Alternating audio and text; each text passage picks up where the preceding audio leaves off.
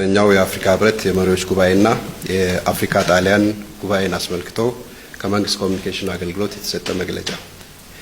ኢትዮጵያ በየዓመቱ በሚካሄደው የአፍሪካ ህብረት የመሪዎች ጉባኤ ሁሌም አዳዲስ ነገሮችን በማሳየት ያለፈው ብቻ ሳይሆን የመጻኢው የፓን አፍሪካኒዝም አርአያነቷን አጠናክራ ቀጥላለች።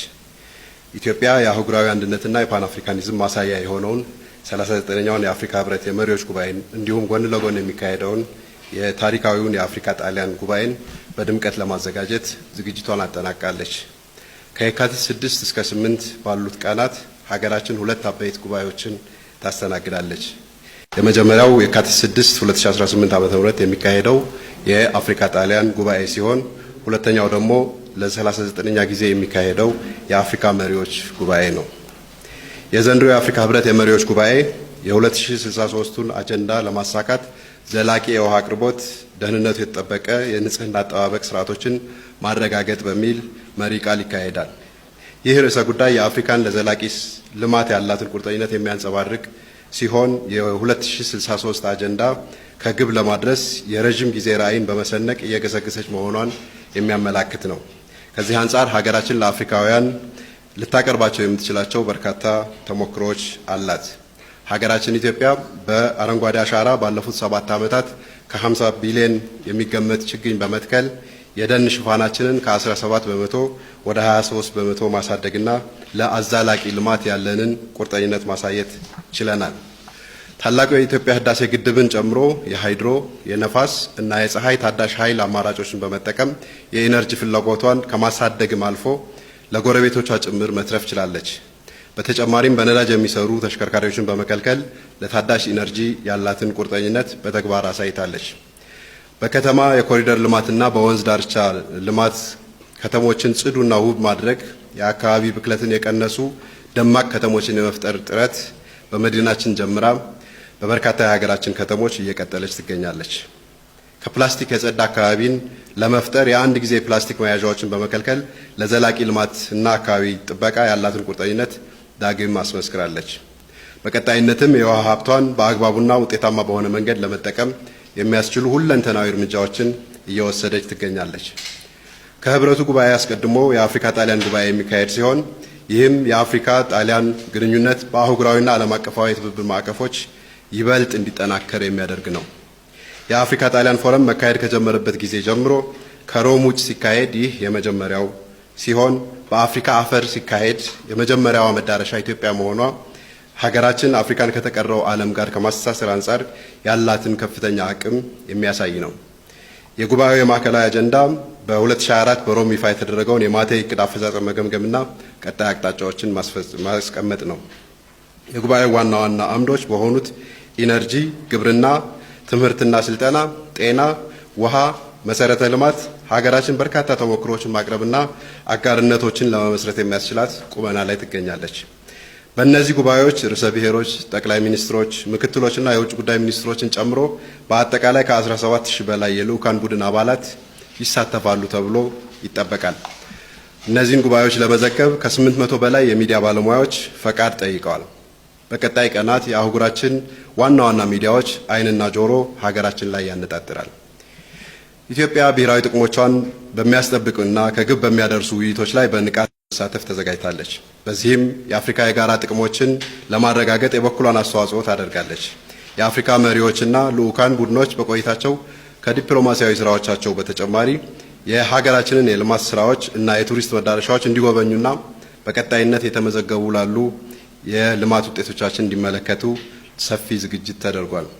እንዳስተናገጅ ሀገር ከተለያዩ ሀገራት የሚመጡ መሪዎች ልዑክና እንግዶችን ተቀብላ ከማስተናገድ ባሻገር በርካታ ሁለትዮሽ ውይይቶችን ለማድረግ ዝግጁ ናት።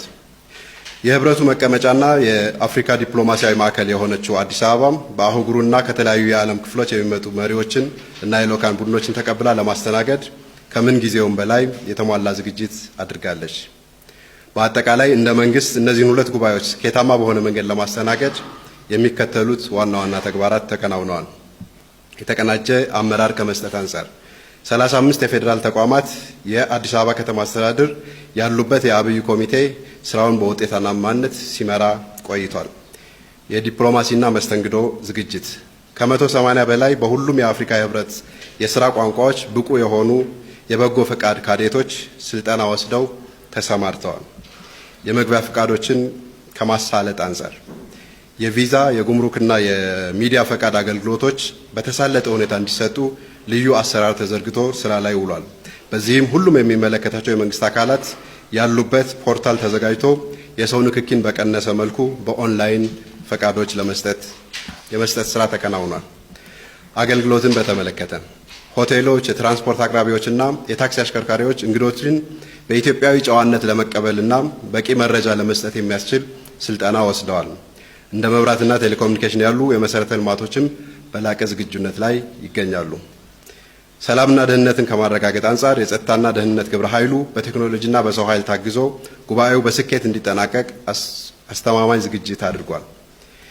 ኢትዮጵያ በፓን አፍሪካኒዝም ማዕከልነትና ዲፕሎማሲያዊ ሚና በኩል በአህጉሩ የአንድነት ድምፅ እንዲኖረው በማድረግ በሰላም ማስከበር ስምሪቶች ላይ ቀዳሚ ተሳትፎ በማድረግ የአፍሪካ አህጉራዊ ነጻ የንግድ ቀጠናን በፍጥነት በማጽደቅ ለተለያዩ የአህጉሪቱ ተቋማት አስፈላጊውን የመሰረተ ልማት ድጋፍ በማቅረብ ትልቅ አስተዋጽኦ ያላት ሀገር ነች። ውድ የሀገራችን ሕዝቦች፣ ይህን ጉባኤ ማዘጋጀት ለእኛ የዲፕሎማሲያዊ ስኬት ማሳያ ብቻ አይደለም። ይልቅም አፍሪካውያን ወንድሞቻችን እንደ ሀገር በተፈተንባቸው ወቅቶች ሁሉ ላሳዩን አብሮነት እና ወዳጅነት ምስጋናችንን የምንገልጽበትና አፍሪካዊ አንድነታችንን የምናጸናበት ቋሚ መድረካችን ነው። ኢትዮጵያ አሁን ላይ ያደረገችው ባለቻቸው ሰፋፊ የሪፎርም ስራዎች በምግብ ሉዓላዊነት፣ በኮሪደር ልማት፣ በአረንጓዴ አሻራ ትግበራ ለአፍሪካ ብሎም ለዓለም በምሳሌነት የሚጠቀስ ሀገር ሆናለች። እንደ ስሟ አዲስና ውብ የሆነች የመጣችው አዲስ አበባ በአዳዲስ የከተማ መሰረተ ልማቶቿ እና እንግዳ ተቀባይ ህዝቧ አህጉር አቀፍና ዓለም አቀፍ ሁነቶችን የማዘጋጀት ብቃቷ ጎልቶና ፈክቶ በእጅጉ እያሸበረቀ ይገኛል።